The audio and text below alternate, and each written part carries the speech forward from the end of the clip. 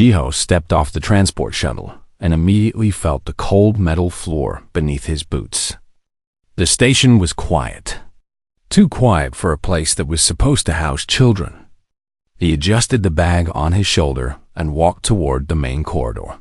A woman in a crisp uniform waited for him near the entrance. She had tired eyes and a tight smile. "You must be Jiho," she said, extending her hand. "I'm Hannah, station commander here at Kepler 442. Jiho shook her hand. "Nice to meet you. Where are the cubs?" Hannah's smile faded. "Follow me. But first, you need to understand something." She started walking, and Jiho followed. The Rakathi are not like other species. They're warriors, apex predators. Their cubs are born with claws and teeth sharp enough to cut through steel. "I read the files," Jiho said calmly. "Reading and experiencing are different things." Hannah stopped in front of a large window. Beyond it was a room filled with climbing structures, platforms, and what looked like chunks of meat scattered on the floor. "We've had 4 caretakers in 3 months. The Clixon lasted 6 days before they requested emergency evacuation. The Vol left after 2 days. They said the cubs were inherently violent and beyond saving." Jiho pressed his hand against the glass. He could see movement in the shadows. "Where are their parents?" "Dead. Pirate attack on a colony ship." These 5 were the only survivors. Hannah's voice softened. "The Galactic Council thinks humans might have a chance because of your species' strange habit of bonding with anything. We call it compassion." Jiho said. "The Rakathi call it weakness." Hannah pulled up a datapad. 5 cubs. Ages 3 to 5 in standard years. Shard is the oldest. He tries to protect the others. Talon is aggressive, always testing boundaries. Ember has severe anxiety. Fang doesn't trust anyone. And Spine is the youngest. He watched his mother die. Jiho felt his chest tighten. They're just children who lost everything. They're predators who see you as either prey or competition. Hannah looked at him seriously. "Are you sure about this?" "Open the door," Jiho said. Hannah hesitated, then pressed a button. The door slid open with a hiss. Jiho stepped inside. The door closed behind him with a heavy thunk. The room smelled like meat and something else, fear, maybe. Or anger. Jiho stood still, letting his eyes adjust to the dim light. He could hear breathing. Low growls. The scrape of claws on metal. Then he saw them. 5 small figures emerged from the shadows. They were covered in dark scales that gleamed like oil. Their eyes glowed yellow in the darkness. Each one had a mouthful of sharp teeth and claws that clicked against the floor.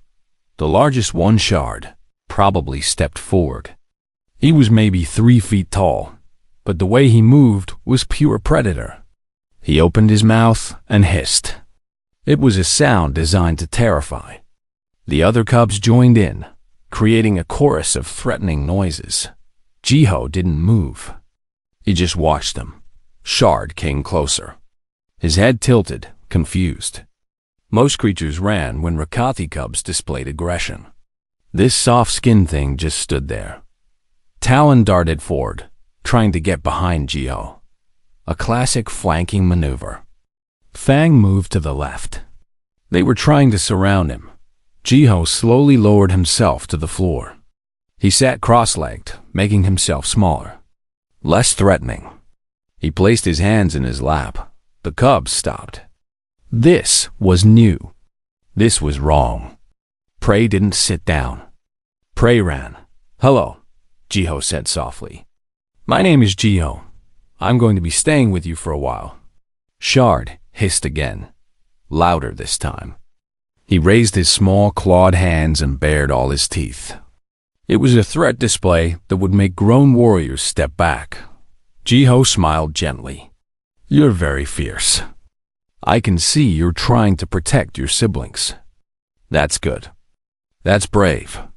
Ember, smaller than the others, whimpered from the shadows. The sound was quickly cut off, showing weakness was dangerous. "It's okay to be scared," Jiho said, still not moving. "I would be scared too if I were you. Everything you knew is gone. You're in a strange place with strange people." Talon lunged forward, swiping at Jiho's leg. Claws raked across his pants but didn't break skin. Jiho didn't flinch. "You're very fast," Jiho said. "But I'm not here to hurt you. I'm not here to fight you. Then why?" The voice was harsh, barely understandable. Shard could speak. "Why here?" "Because you need someone," Jiho said simply. "And I need someone too. I lost my family once. I know how much it hurts." Fang growled. Fang growled. "Lies. Humans weak, soft." "Yes," Jiho agreed. "We are soft. We're not as strong as Rakathi. We don't have claws or scales. But we're good at one thing. We're good at caring." Little Spine, the youngest, crept closer. His eyes were different from the others, sadder. He reached out one small clawed hand toward Jiho's face. Shard hissed a warning. Spine pulled back. Jiho began to hum. It was an old song his grandmother used to sing, a lullaby about stars and safe harbors. The melody was soft and repetitive. The cubs went quiet. They had never heard anything like this. It wasn't a war song or a hunting call. It was just gentle. Jiho kept humming, not looking directly at them, non-threatening. Patient. Outside the window, Hana watched with wide eyes. She tapped her communicator. "Day 1, hour 1. Subject is still alive. Cubs are listening?" Jiho continued to hum as the station's artificial night cycle began. The lights dimmed slowly. The cubs didn't attack. They didn't leave. They just watched this strange soft creature who sat on their floor and made peaceful sounds. For the first time in months, the cubs didn't fight over sleeping spots. They were too busy trying to figure out what a human was. Jiho smiled in the darkness. It was a start. 3 weeks had passed since Jiho arrived at the station. He now had a collection of small scars on his arms and legs. Each one was a lesson learned about Rakathi cubs. They didn't mean to hurt him, not anymore, at least. They were just learning how to be gentle, and their claws were sharp. Yuna, the medical officer, visited every few days to check on him. She was a practical woman with quick hands and a no-nonsense attitude. Today, she was examining a fresh scratch on Jiho's forearm. "Talon?" She guessed. "Ember, actually. Nightmare." Jiho pulled his sleeve down. She grabbed on when she woke up. Yuna raised an eyebrow. "She let you comfort her during a nightmare?" After about 20 minutes of hissing, yes. "That's remarkable." Yuna packed up her medical kit. The previous caretakers never got within 10 feet of them without protective gear. "You're sitting with them during nightmares." Jiho looked through the window into the cub's room. Shard was showing the others how to climb the highest platform. "They're not monsters. They're just kids who don't know how to process trauma." "Kids with claws and acid spit," Yuna reminded him. "Every species has something dangerous about them. Humans have weapons that can crack planets. But we're still capable of gentleness." Jiho smiled. "They are too. They just need someone to show them it's okay." Inside the room, the cubs had discovered something new. There was a reflective panel on the wall, basically a mirror. Shard stood in front of it, pulling his lips back to show his teeth. The other cubs gathered around. "What are they doing?" Yuna asked. "Practicing," Jiho said. "It's a Rakathi ritual. Cubs practice their war faces to intimidate enemies. It's supposed to prepare them for adulthood." Talon pushed Shard aside and made his own fierce expression. He spread his small claws and hissed at his reflection. Fang joined in, adding a guttural growl. Even Little Spine tried, though his tiny face looked more confused than scary. Ember held back, watching the others. She was always the hesitant one. Jiho opened the door and stepped inside. The cubs immediately turned toward him, but they didn't hiss anymore. Shard tilted his head in greeting. "Progress, what are you doing?" Jiho asked, though he already knew. "Practicing fierce," Talon announced proudly. He showed Jiho his best scary face, eyes wide, teeth bared, a low rattle in his throat. Jiho looked at the small cub trying so hard to be terrifying. His scales were still soft with youth. His claws were tiny compared to an adult's.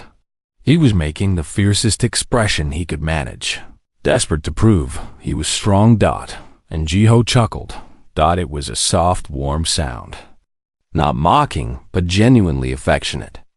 Like a parent watching their child try to lift something too heavy for them. The cubs froze. No one had ever laughed at a HFY War display. It was supposed to invoke fear, respect, submission, not amusement. Talon's fierce expression crumbled into confusion. "Why laugh?" Jiho knelt down to their level. "Because you're trying so hard. And you look very fierce. Very brave."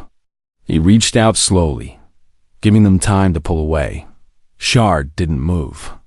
He let Jiho's hand come closer. Jiho gently kissed the top of Shard's scaled forehead. "So fierce," he murmured. Shard's eyes went wide. His mouth opened, but no sound came out. Touch was for fighting or mating in HFY culture, not this. Not soft pressure and warm breath and words of praise. Jiho moved to Talon next. The aggressive cub actually backed up a step, uncertain. But he didn't run. Jiho leaned in and kissed his forehead too. "Very scary, Talon. You're doing so well." Fang hissed, but it was half-hearted. When Jiho approached, she stood very still, almost rigid. The kiss on her forehead made her scales ripple, a sign of deep confusion. Ember didn't wait. She moved forward and bumped her head against Jiho's hand. When he kissed her forehead, she made a small chirping sound. Almost happy. Little Spine was last. He looked up at Jiho with those sad yellow eyes. When the kiss came, soft and gentle on his small head, Spine did something no one expected. He started to cry. HFY cubs didn't cry. Crying was weakness. Weakness meant death. But Spine's eyes leaked clear fluid, and he made small hiccuping sounds. The other cubs stared in horror. Shard moved to discipline Spine, to teach him that such displays were not acceptable. Jiho scooped Spine up before Shard could reach him. The little cub was surprisingly light. Jiho held him close, one hand supporting his body, the other gently stroking his scaled back. "It's okay," Jiho whispered. "It's okay to be sad. It's okay to miss your mama." Spine buried his face against Jiho's shoulder and sobbed. His small body shook with the force of feelings he'd been holding back for months. The other cubs watched in stunned silence. This was wrong. This was against everything they knew. But Spine wasn't being punished. The soft skin was holding him, making soothing sounds, rocking gently back and forth. And slowly, Spine's crying quieted. He didn't fall asleep. HFY cubs didn't sleep in someone's arms. But he did relax. His claws retracted. His breathing evened out. Jiho sat down on the floor, still holding Spine. "Come here," he said to the others. They hesitated. Shard looked at Talon. Talon looked at Fang. Fang looked at Ember. None of them knew what to do. Jiho didn't force them. He just sat there, holding Spine, humming that same old lullaby. One by one, the cubs moved closer. Shard first, because he was the protector and needed to watch for threats. Talon next, because he was curious. Fang followed because the others had. Ember came last, always cautious. They formed a loose circle around Jiho, close enough to feel the warmth from his body. far enough to escape if needed. You know what humans do when someone is scared or sad? Jiho asked. Kill weakness, Shard said. It was what Rakathi did. No, Jiho said gently. We comfort. We stay close. We remind each other that we're not alone. Why? Fang demanded. Weakness is danger. Being sad isn't weakness, Jiho said. It's just being alive. Everyone feels scared sometimes. Everyone misses people they've lost. Even the strongest warriors. Talon inched closer. You have scary face? Jiho smiled. You want to see my scary face? The cubs nodded eagerly. Jiho took a deep breath, then widened his eyes and bared his flat human teeth. He made a silly growling sound. The cubs stared. Then, Talon started making a sound. It took Jiho a moment to realize it was laughter. Harsh and rasping, but definitely laughter. You look ridiculous, Talon said. The others joined in, their laughter mixing with Jiho's. The sound echoed through the room. Predator cubs and a human, finding joy in something simple. Outside the window, Yuno was recording everything. This would change how the galaxy understood both humans and Rakathi. Inside the room, Jiho kissed each forehead again, one by one, and told them they were brave and fierce and so very loved. And for the first time in their short, violent lives, the cubs believed it. The request came through official channels. Ambassador Taiyang of the Rakathi Empire wanted to observe the cubs. Hana delivered the news to Jiho while he was teaching the cubs how to draw. Drawing? Hana looked at the floor covered in colorful marks. You're teaching predator cubs to draw? It helps them express emotions they don't have words for, Jiho explained. He pointed to Ember's picture, lots of dark colors and sharp angles. See? She's working through something. Ember looked up at Hana and hissed protectively. The cubs had accepted Jiho, but strangers still made them nervous. The ambassador arrives tomorrow, Hana said. He's not happy about this arrangement, I know. Jiho had read about Taiyang, a decorated warrior with countless battle scars. He represented the old way of raising Rakathi through strength, competition, and survival of the fittest. The next day, Ambassador Taiyang arrived with 2 guards. He was massive, nearly 7 feet tall, covered in thick scales that looked like armor. His face bore scars that told stories of 100 fights. His eyes were cold and calculating. He stood outside the observation window, watching the cubs play a game Jiho had taught them called hide and seek. Spine was hiding behind a platform, giggling.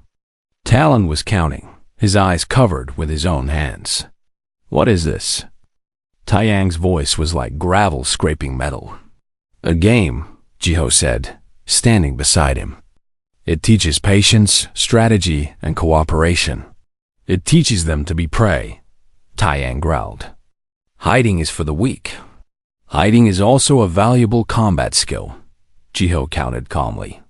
Ambush predators hide before they strike. Your own warriors use stealth tactics. Taiyang's scaled face remained unreadable. You are making them soft. Inside the room, Talon found Spine's hiding spot. Instead of attacking or dominating, Talon simply tagged him and said, "Found you." Spine jumped out, excited, and they switched roles. They are learning to enjoy each other's company, Jiho said, to build bonds that will make them stronger as a unit. Rakathi do not need bonds. We need strength. Taiyang turned away from the window. I want to see them in person. Jiho led the ambassador into the room. The cubs immediately sensed a new presence. They abandoned their game and moved into a defensive formation. Shard in front, the others behind him. Taiyang stepped forward and released a deep, rumbling growl. It was a dominance display demanding submission. Shard didn't back down. He spread his small claws and hissed back. Protecting his family. Taiyang's eyes narrowed. Brave, but foolish. He looked at Jiho. Show me what you have taught them. Over the next hour, Jiho demonstrated the cubs' progress. They could identify and name their emotions. They could solve puzzles through cooperation instead of fighting. They could comfort each other when upset. They still had their natural aggression, but it was channeled into controlled play rather than mindless violence. This is not the Rakathi way, Taiyang said flatly. Maybe the Rakathi way needs to evolve, a new voice said. Everyone turned. A woman had entered the room. She wore Rakathi armor, but her face was human. She was older, with gray streaking her dark hair and scars of her own. Mina, Taiyang acknowledged with a nod. Jiho recognized the name. Mina was a human psychologist who had been studying interspecies trauma for decades. She was famous in certain circles. I've been reviewing the data, Mina said, pulling up a holographic display. These cubs' stress hormones have dropped 70% since Jiho began caring for them. Their growth rates have normalized. Their neurological development is actually accelerated in areas related to problem solving and social intelligence. They are meant to be warriors, not scientists, Taiyang argued. They can be both, Mina said. Ambassador, you yourself are proof that Rakathi can adapt. You learned diplomacy. You learned to negotiate instead of always fighting. These cubs are learning emotional intelligence, and that will make them better warriors, not worse ones. Taiyang was quiet for a long moment. He watched as Spine approached Jiho and tugged on his sleeve. The little cub held up a crude picture of Jiho surrounded by 5 small figures. Family, Spine said in his scratchy voice. We are family. Jiho felt his throat tighten. He picked up Spine and held him close. Yes, we are. Taiyang's expression shifted. For just a moment, something sad flickered in his eyes. I was raised the traditional way. I fought my siblings for food. I learned that weakness meant death. I survived. He paused. But I do not know what it means to feel safe. I do not know what it means to be held. It's not too late to learn, Mina said gently. Taiyang shook his head. For me, perhaps it is. But for them, he looked at the cubs. The council is concerned. The cubs are not meeting warrior development milestones. There is talk of removing them, of placing them with traditional Rakathi caretakers. No. Ember's cry was sharp and frightened. She had been listening. No, leave Jiho. The other cubs crowded around Jiho, their small bodies pressed against him. Even Fang, who trusted least, clung to his leg. You cannot separate them, Mina said urgently. The trauma would be catastrophic. They finally found stability, safety. Removing Jiho now would undo everything. I do not make these decisions, Taiyang said. The council does. And the council values strength above all. Then let me show them strength. Jiho stood up, still surrounded by cubs. Give me 2 weeks. Let me demonstrate what these cubs can do. If they fail, I'll step aside. But if they succeed, you tell the council that this is a valid path. Taiyang considered this. What kind of demonstration? Your choice, Jiho said. You design the test. Make it fair, but make it challenging. Let them prove that gentleness and strength can coexist. Ambassador Taiyang looked at the cubs for a long time. Finally, he nodded. 2 weeks. I will create a test suitable for young Rakathi. But know this, even if they fail, they return to our ways. No matter how much they cry. They won't fail, Jiho said quietly. After Taiyang left, Mina approached Jiho. That was either very brave or very foolish. Maybe both, Jiho admitted. He looked down at the cubs. But I believe in them. They're stronger than anyone gives them credit for. Shard looked up at him. We will not fail you, Papa Softskin. It was the first time any of them had called him that. Papa Jiho felt tears in his eyes, but he smiled. I know you won't. Now, let's get ready. We have 2 weeks to show the galaxy what you're really capable of. The cubs nodded, determined. They didn't fully understand what was happening, but they understood this. Jiho believed in them. And that was enough. Outside the window, Hana recorded another note in her log. Day 42. The cubs have bonded with the human caretaker. They call him Papa. Ambassador Taiyang has issued a challenge. The next 2 weeks will determine the future of human-Rakathi relations. She paused, then added one more line. I believe they can do it. Inside the room, Jiho gathered the cubs close and began the plan. They had work to do. The Rakathi warship was enormous. It hung in space near the station like a predator waiting to strike. Jiho watched through the main viewport as smaller ships detached and flew toward the docking bay. They're here, Hana said quietly. She stood beside him, arms crossed. 30 warriors. The cubs' extended clan. Jiho's heart was pounding, but he kept his voice steady. Are the cubs ready? As ready as they'll ever be. Hana glanced at him. Are you? Before Jiho could answer, the docking bay doors opened. The warriors filed in, and they were terrifying. Each one stood over 6 feet tall, covered in battle-scarred scales, carrying weapons that hummed with deadly energy. They moved with perfect coordination. A predator pack dot at the front walked a woman in ornate armor. She was human, but she carried herself like a Rakathi. Her hair was white, her face marked with ritual scars. This was Dan, the war matron who had married into Rakathi culture 40 years ago. Her eyes found Jiho immediately. She walked toward him with measured steps.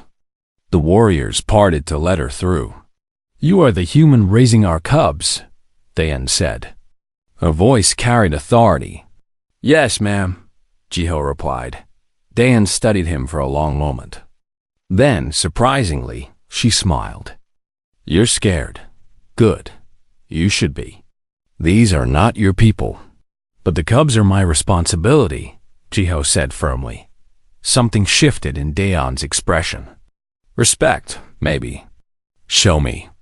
Jiho led the delegation to the observation room. Through the window, the cubs were practicing, but not war forms or hunting techniques. They were working together to build a complex structure from blocks, communicating quietly, solving problems as a team. A warrior growled.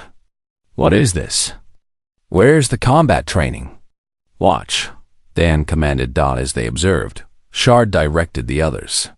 He had become a natural leader, but not through dominance, through cooperation. When Spine struggled to reach a high spot, Talon helped boost him up. When Embra got frustrated with a difficult piece, Fang showed her a different approach. Then Ambassador Taiyang entered the observation room. He nodded to Dan. War Matron, welcome, Ambassador. Dan gestured to the cubs. Explain this. The human has been teaching them his ways, Taiyang said.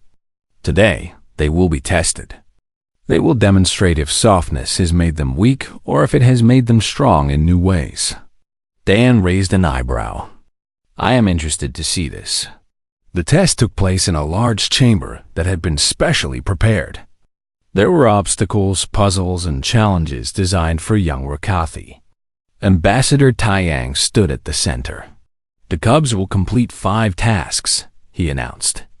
Physical strength, problem solving, hunting simulation, emotional control, and teamwork.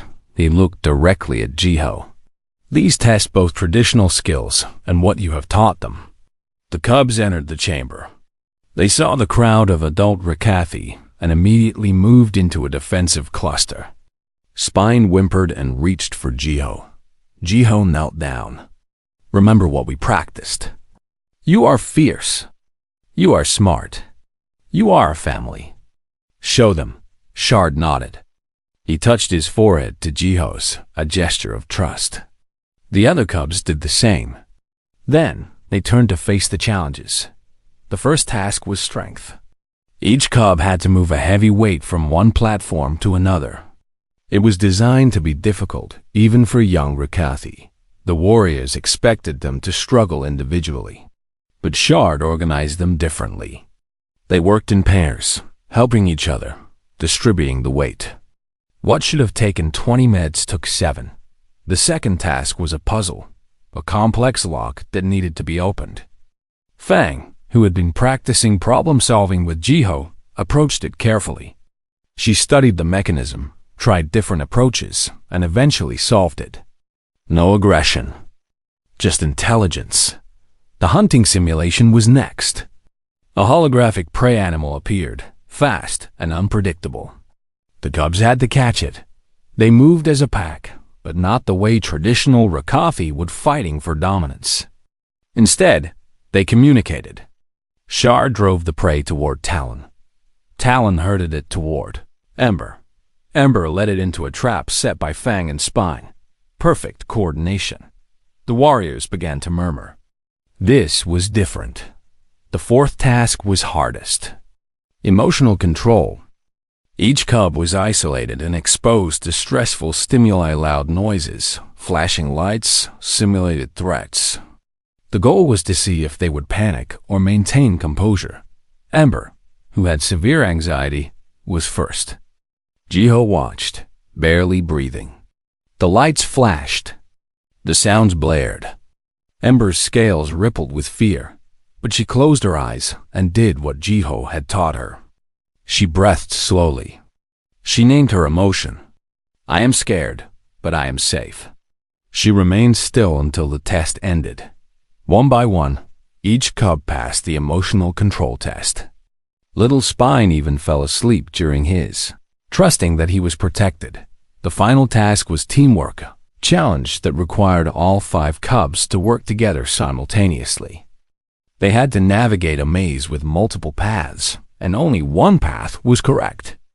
If even one cub went the wrong way, they all failed. The cubs stood at the maze entrance. Shard looked at the others. Trust, he said simply.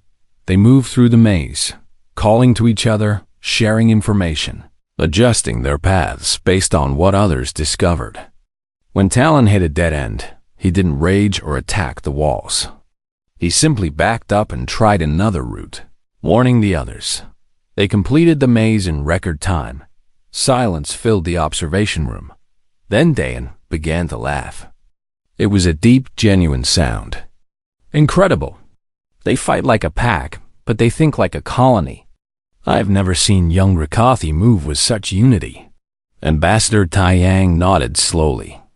They have maintained their predator instincts, but added something new. He looked at Jiho. You have not made them weak. You have made them complete. A scarred warrior stepped forward. But they cry. They seek comfort.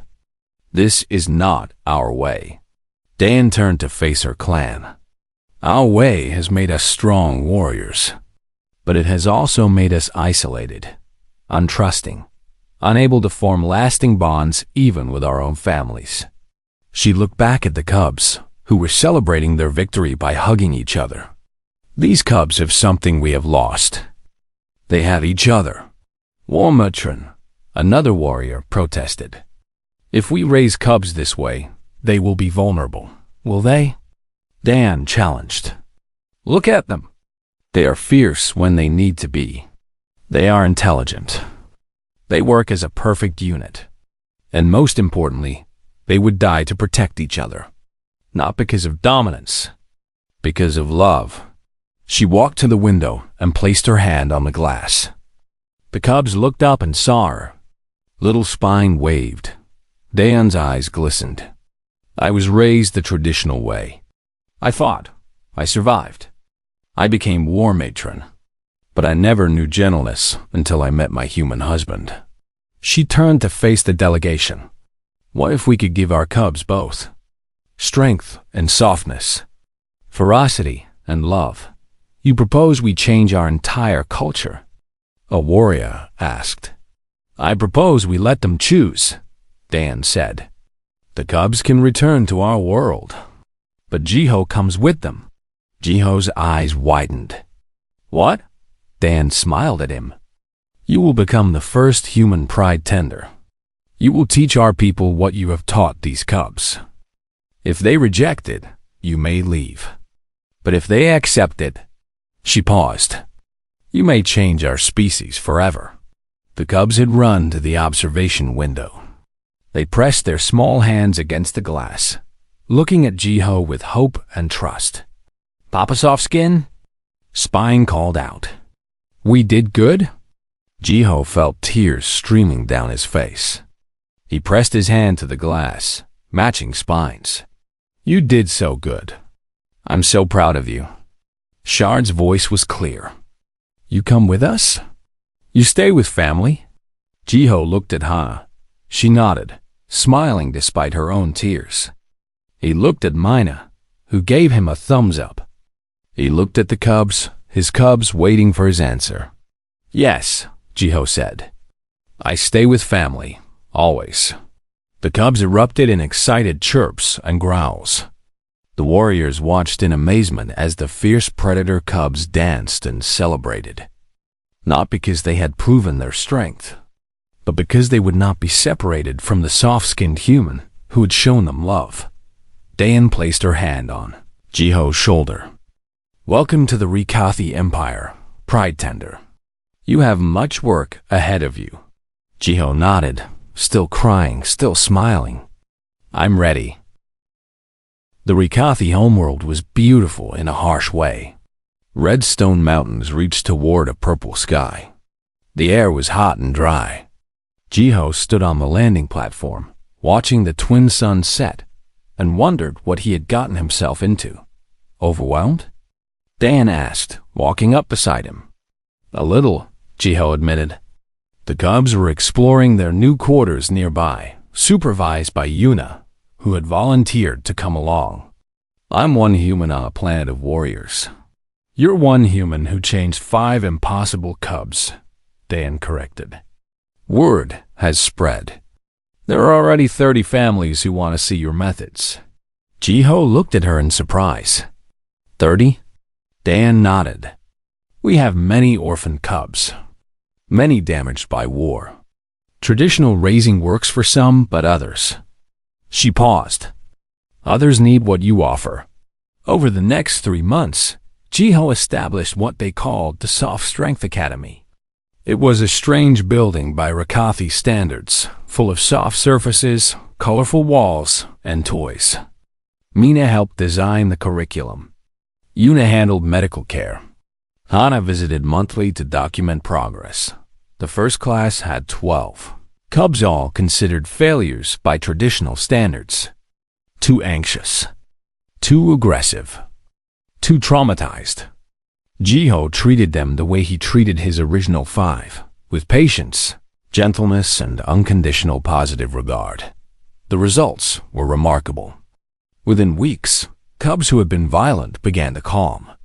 Cubs who refused to eat began to trust. Cubs who never slept started to feel safe, but it wasn't easy. Many traditional Rikathi were angry. They saw Jiho's methods as an insult to their culture. There were protests outside the academy. Some warriors called for his removal. Then something happened that changed everything. A border dispute erupted between the Rikathi and a neighboring species called the Vorthan. It threatened to become a war. Diplomatic talks failed. Both sides prepared for battle. Ambassador Taiyang was assigned to lead the negotiations one final time. He requested something unusual. He wanted Shard, Talon, Ember, Fang, and Spine to accompany him. They are cubs, the council protested. What purpose would they serve? Trust me, Taiyang said. At the negotiation table, tensions were high. The Vorthan delegates were insectoid creatures with razor-sharp mandibles. They spoke in aggressive cliques and demanded territory that the Rikathi would never surrender. The Rakathi delegation responded with equal aggression. Voices rose. Threats were made. War seemed inevitable. Then Shard stepped forward.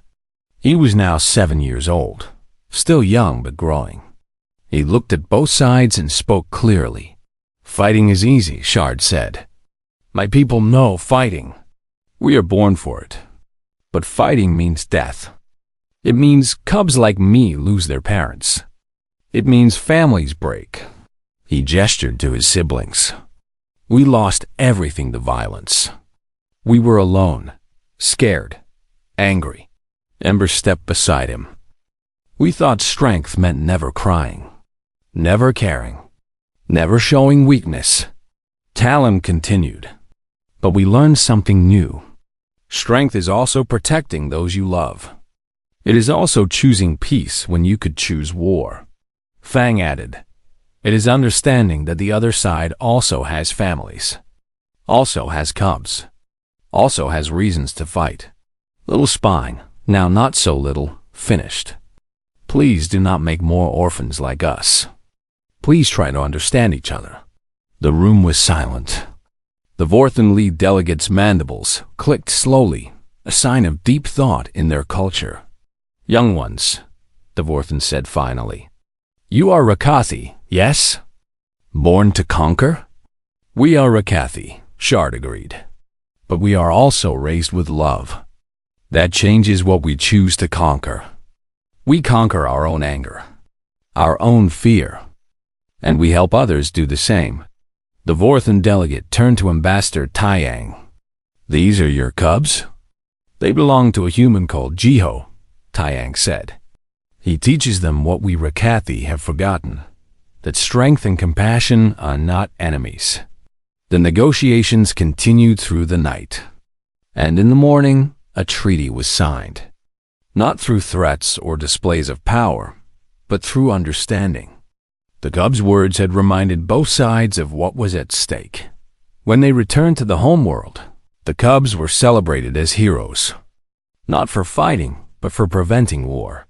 The protests against the Soft Strength Academy stopped. Instead, there was a waiting list of hundreds of families. 5 years later, Jiho stood in the same practice room where his cubs had once learned to draw. But now, the room was filled with dozens of young Rakathi, and teaching them was Shard. Shard had grown into a formidable warrior. His scales were thick and dark. His claws were sharp. His presence commanded respect. But he was also gentle with the smallest cubs.